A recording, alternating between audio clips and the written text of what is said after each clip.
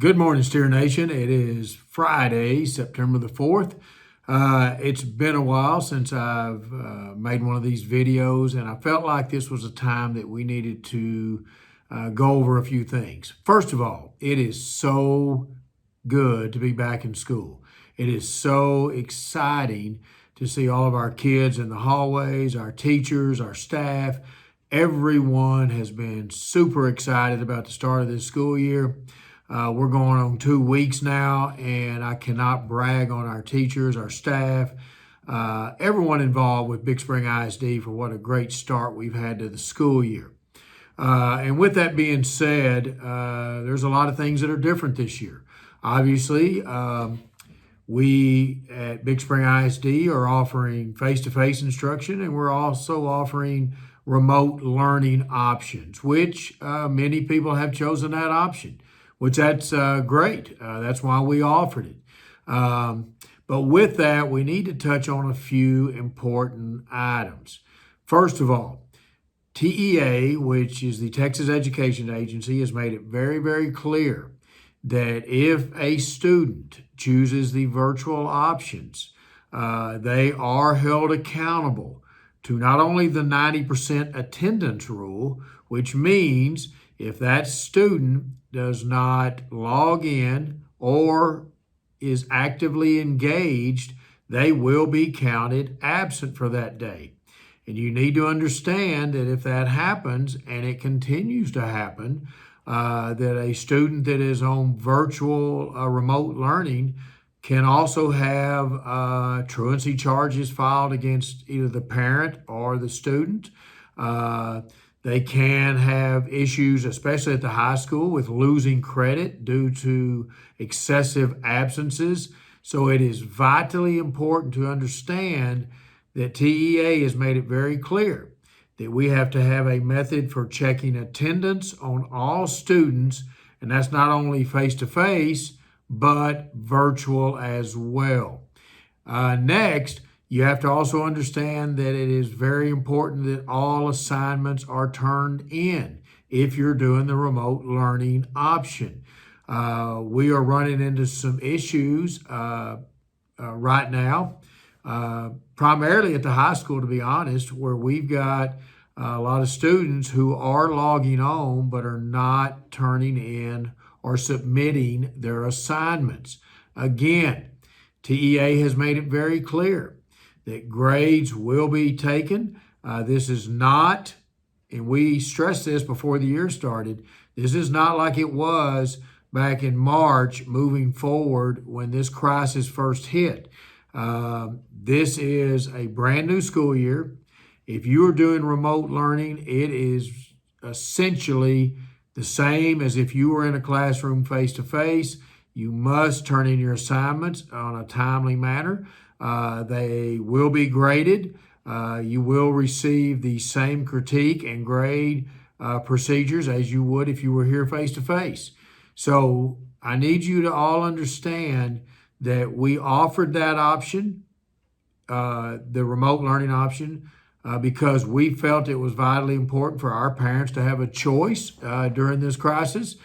We stand by that. Our teachers that are doing the virtual are doing an amazing job. But I just need to stress to all of those that are doing remote learning, please make sure you are logging on, you are doing your assignments, and you are keeping up with all of the work that is being assigned. I know at the high school today, there's going to be a lot of phone calls going out in regards to this. This is essentially the end of because we started on a Wednesday a week or so ago, this is the time to start sending out progress reports, and we just want everybody to be aware of what is going on. With that too, a reminder that those that are doing remote learning will have the opportunity here in a few weeks to choose to come back to face-to-face learning, or they can remain virtual for the entire year.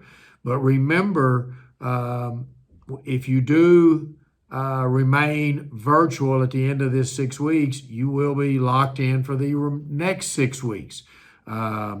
The only time that you can come back to face-to-face learning is the Friday before the end of each 6 weeks. And we will be sending out reminders about that as that date becomes closer. I hope all of that was very clear to everyone. I just needed to get that out. And that's also, understand that is K through 12. That everyone is expected to log in, be engaged, take care of the assignments. TEA has made these guidelines very clear. Big Spring ISD will follow these guidelines and will move forward accordingly. And as far as, let's move off of that subject for a while. Again, it has been a great start to the school year. The Steer football team defeated Vernon last Friday.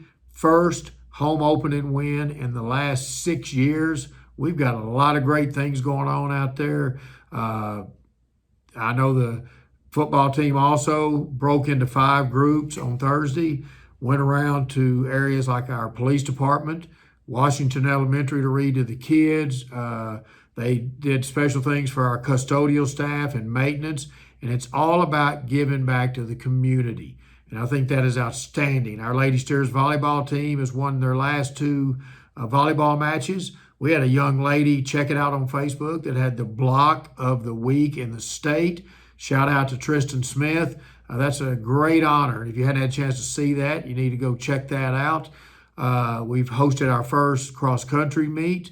Coach Clemens is doing a great job with that crew.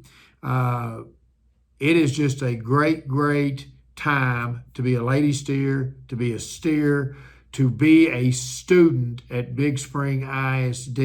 The community pep rally a couple of weeks ago was the best that I've ever attended in the last 5 years that I've been here.